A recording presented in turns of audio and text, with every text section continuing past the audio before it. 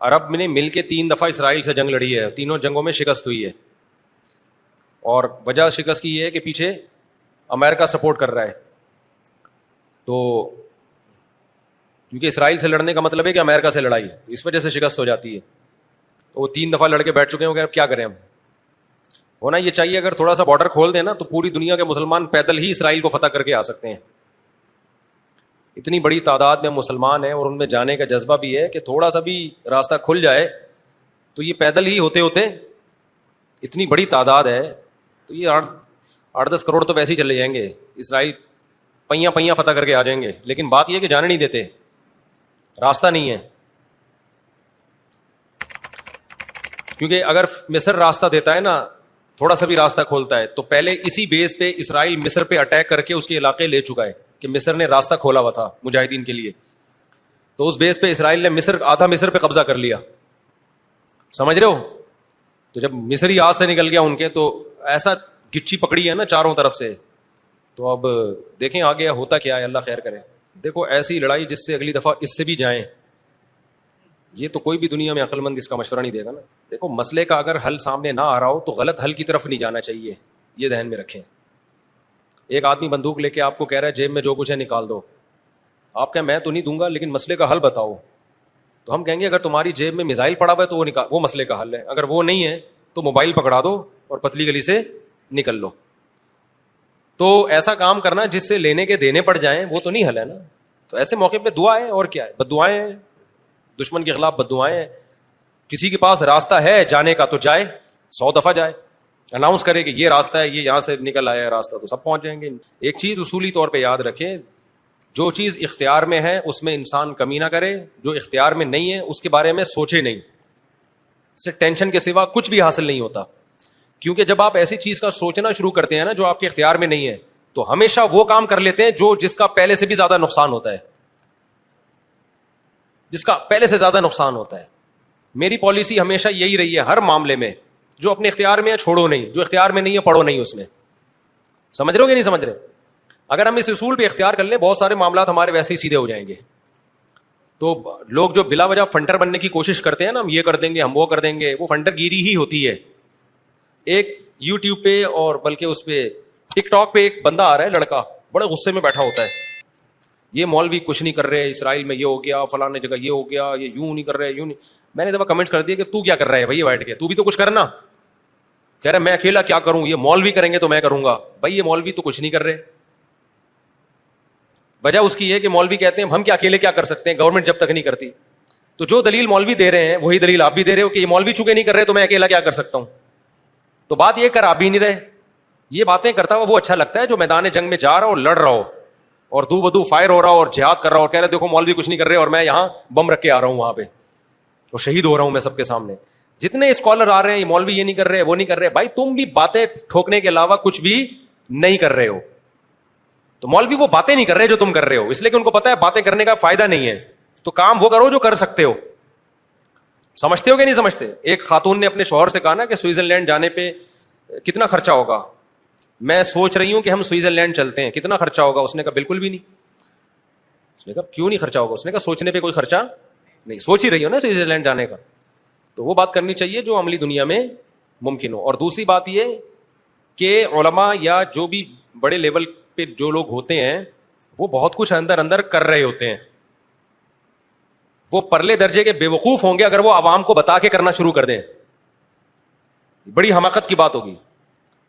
بہت کچھ اندر upper level پہ حکومتوں سے رابطوں کی کوشش ہو رہی ہوتی ہے, حکومتوں کو سمجھایا جا رہا ہوتا ہے, حکمرانوں کو حل دیے جا رہے ہوتے ہیں. تو یہ نہیں ہوتا کہ جو بھی کر رہا ہے نا کہ میں جا رہا ہوں آرمی چیف سے ملاقات کے لیے اسرائیل کے مسئلے پہ بات کروں گا, یہ میرا یوٹیوب چینل ہے آپ لوگ دیکھ لیں, میں جا رہا ہوں ٹاٹا, دیکھو میں اپنی ذمہ داری کیا کر رہا ہوں, پوری کر رہا ہوں. اسی طرح آرمی چیف کہے لوگوں میں جا رہا ہوں اسرائیل کے مسئلے پہ فلاں سے بات کرنے کے لیے, دیکھا آرمی زندہ باد. ایسا نہیں ہوتا. بڑے پیمانے پر جو گیم کھیلے جا رہے ہوتے ہیں وہ خفیہ ہی ہوتے ہیں, وہ عوام کو نہیں بتائے جاتے. تو بہت کچھ ہو رہا ہوتا ہے. اب سعودی عرب کا بادشاہ کیا کچھ کر رہا ہے ہمیں نہیں پتا, تو ہمیں نے نہ تعریف کرنی ہے کیونکہ ہو سکتا ہے وہ جھوٹی تعریف ہو, اور نہ ہم نے برائی کرنی ہے کیونکہ ہو سکتا ہے وہ جھوٹی برائی ہو. ہم نے چپ کر کے بیٹھنا ہے, اپنا جو ہم کر سکتے ہیں وہ کریں. کسی کے خلاف یہ کچھ نہیں کر رہے, وہ کچھ نہیں کر رہے, یہ یوں نہیں کر رہا, وہ یوں نہیں کر رہا, تو بھائی تو کیا کر رہا ہے؟ تو بھی تو یہی کر رہا ہے کہ وہ کچھ نہیں کر رہا تو یہ کچھ نہیں کر رہا تو وہ کچھ نہیں کر رہا, اور یہ تو بھی تو یہی کر رہا ہے, تو اس سے بہتر ہے کہ تو بھی کچھ نہ کرتا. کیا خیال ہے؟ یہ جو حدیث میں آتا ہے کہ قرب قیامت میں یہودی پتھر کے پیچھے چھپے گا تو پتھر بولے گا کہ یہ میرے پیچھے یہودی ہے, فقتلہ یا مسلم ھذا یہودی ورائی فقتلہ, اس کو قتل کر دو. تو پتھر بولے گا کا کیا مطلب ہے؟ پتھر بولے کا مطلب پتھر بولے گا, پتھر کا باپ بھی بولے گا, آواز آئے گی, معجزہ ہوگا, تو ایک لڑائی ہوگی. لیکن خوب سمجھ لو, نبی صلی اللہ علیہ وسلم نے جو بھی پیش گوئیاں کی ہیں نا قرب قیامت کی, ان پیش گوئیوں کو محدثین فقہ کے ابواب میں ذکر نہیں کرتے, کتاب الاحکام میں ذکر نہیں کرتے, ان کو کتاب الفتن میں یا کتاب علامات ساعہ میں ذکر کرتے ہیں. احکام کا مطلب کیا ہے؟ یہ کرو, یہ نہیں کرو, یہ حلال ہے, یہ حرام ہے. تو جو آرڈر کی حدیثیں ہیں نا ان میں ذکر نہیں کرتے, یہ بتانے کے لیے کہ یہ علامتیں جب پورا ہونے کا ٹائم آئے گا خود ہی ہوں گی. ہم نے ان احادیث کو دیکھ کے خود سے کوئی کام نہیں کرنا ہے, ہم نے وہ کرنا ہے جو ابھی گراؤنڈ ریئلٹی ہمیں کرنے کا کہہ رہی ہے. نہیں یہی بات سمجھ میں؟ آپ نے سن لیا کہ حضرت عیسیٰ علیہ السلام قرب قیامت میں نازل ہوں گے, 100% ہمیں یقین ہے نازل ہوں گے. حضرت مہدی آئیں گے, 100% ہمیں یقین ہے حضرت مہدی آئیں گے. ہمیں پتا چلا جی شام میں حضرت عیسیٰ علیہ السلام نازل ہوں گے, ہم نے کہا ہوں گے نازل, یقیناً ہمارا عقیدہ ہے. آپ نے کہا چونکہ شام میں نازل ہوں گے تو چلو شام چلتے ہیں, اور اس مسجد میں جا کے آپ بیٹھ گئے اور اعلان جہاد کر دیا کہ اب میں یہاں سے قتال شروع کرتا ہوں, عیسیٰ علیہ السلام تو آئیں گے اور میری مدد کریں گے. پتا چلا آپ نے لڑائی شروع کی اور آپ کی ایسی کی تیسی ہو گئی اور عیسیٰ علیہ السلام آئے نہیں. آپ قیامت میں اللہ سے پوچھو گے, اے اللہ حدیث میں تو کہا گیا تھا کہ شام میں عیسیٰ علیہ السلام نازل ہوں گے, میں نے تو جنگ بھی شروع کر دی, سب کچھ ہو گیا, لیکن نازل نہیں ہوئے. تو اللہ جواب میں کیا کہیں گے؟ میں نے یہ تھوڑی کہا تھا کہ جب تو جنگ شروع کرے گا تو تیری مدد کے لیے آئیں گے. یہ میں نے کہا تھا آئیں گے, میں نے یہ ٹائم تھوڑی بتایا تھا. تم جو اپنا کام ہے وہ کرو, جب انہوں نے آنا ہوگا تو وہ آ جائیں گے. تم گراؤنڈ ریئلٹی کو دیکھ کے ٹائم گزارو. جب حضرت مہدی نے آنا ہوگا تو آئیں گے. اب ہر تھوڑے دنوں میں حضرت مہدی کی امید پہ کوئی تحریک اٹھتی ہے.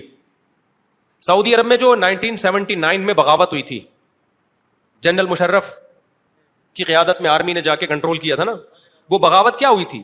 وہ یہی کہ لوگوں نے کہا امام مہدی آنے والے ہیں, تو ایک بندے کو تیار کیا, کل تیرا حلیہ وہ ہے جو امام مہدی والے, تیرا نام بھی وہ, تیرے ابا کا نام بھی وہ, اور اس کو تیار کر کے بغاوت پہ اکسایا اور کہا کہ بس انقلاب آنے والا ہے, امام مہدی آنے والے ہیں, اور یہی آ گئے. نتیجہ نکلا سعودی عرب نے پاکستان آرمی کو بلایا, چاروں طرف سے گھیر کے سب کو لٹکا دیا انہوں نے پکڑ کے. تو اب وہ اللہ سے قیامت کے دن کہے کہ اللہ امام مہدی تو آنے والے تھے, اللہ کہیں گے میں نے کب کہا کہ ابھی آنے والے تھے؟ ٹھیک ہے نا. تمہیں زمینی ایک مضبوط ریاست ہے, ایک حکومت ہے, پرامن حکومت ہے, آپ بیت اللہ میں اس کے خلاف بغاوت کر رہے ہو یار, جہاں خون بہانا منع ہے. احکام کی حدیثیں جب فقہا بیان کریں گے نا اس میں علامات ساعت نہیں ہوتی. احکام کی حدیثوں میں فقہا کیا بیان کرتے ہیں؟ احکام کا مطلب جو آرڈر سے متعلق, ان میں مسلم کی حدیث ہوگی, بخاری کی حدیث ہوگی, اسمعوا واطیعوا ولو سلط علیکم رجل حبشی کأن رأسہ ذبیبہ, سنو اور اطاعت کرو, تم پر حبشی غلام بھی مسلط ہو جائے. جب بادشاہ بن گیا, جب وہ حکومت کا جب حاکم بن گیا تو آپ اس کے خلاف بغاوت نہیں کرنی. مسلم کی حدیث ہے جب مسلمانوں کا ایک امیر بن جائے جو اس کے خلاف کھڑا ہو, کائنا من کان فقتلوہ, جو بھی کھڑا اس کو قتل کر دو تاکہ مسلمانوں کا اتحاد نہ ٹوٹے. یہ احکام کی حدیثیں ہیں. سمجھ میں آ رہی ہے بات؟ تو ہم نے ان احکام کی حدیثوں کو فالو کرنا ہے, اور جو قیامت سے متعلق ہیں ان پہ یقین رکھنا ہے, ان میں امیدیں ہیں ہمارے لیے کہ ایک دن اللہ ہماری مدد کرے گا. ہم سے نہیں ہوگا تو عیسیٰ ابن مریم کو نازل کرے گا, اور عیسیٰ ابن مریم تو وہ ذات ہیں جن کا یہودی بھی انتظار کر رہے ہیں, عیسائی بھی اور مسلمان بھی. یہودی ان کو کہتے ہیں مسیح دجال, معاذ اللہ, وہ کہتے ہیں ہماری مدد کی, جو یعنی ان کو عیسیٰ تو نہیں مانتے وہ, لیکن وہ ساری علامتیں فکس کر دیتے ہیں کس پہ؟ کیونکہ ان کی کتابوں میں بھی ہے نا. تو شرارت کر کے حضرت عیسیٰ سے ہٹا کے وہ اپنے کسی نجات دہندہ کی طرف لے کے جاتے ہیں. عیسائی کیا کرتے ہیں؟ عیسیٰ ابن مریم نازل ہوں گے ہماری مدد کے لیے, یعنی عیسائیوں کی مدد کے لیے. اور مسلمان کیا کہتا ہے؟ بھائی عیسائی مذہب بھی باطل ہے, یہودی مذہب بھی باطل ہے, منسوخ شدہ مذاہب ہیں. عیسیٰ ابن مریم حق کی خاطر آئیں گے, اور حق مذہب کیا ہے؟ ان دین عند اللہ الاسلام, اور اس میں اسلام کے پاس صرف نرے دعوے نہیں ہیں, دلائل بھی ہیں. اسلام کو آپ کمپیئر تو کریں دوسرے مذاہب سے, کوئی جوڑ ہے ہی نہیں اسلام اور اسلام کے مقابلے کا. تو حضرت عیسیٰ کے نزول کا تو صرف غامدی صاحب نے انکار کر دیا ہے, ورنہ تو حضرت عیسیٰ کے تو تمام آسمانی مذاہب ان کے نزول کے قائل ہیں. لیکن کمال کی بات ہے کہ غامدی صاحب اتنی بڑی بڑی چیزوں کا انکار کر کے بھی ایک مذہبی اسکالرز اور براڈ مائنڈیڈ اور ان سے علمی اختلاف, ٹھیک ہے نا.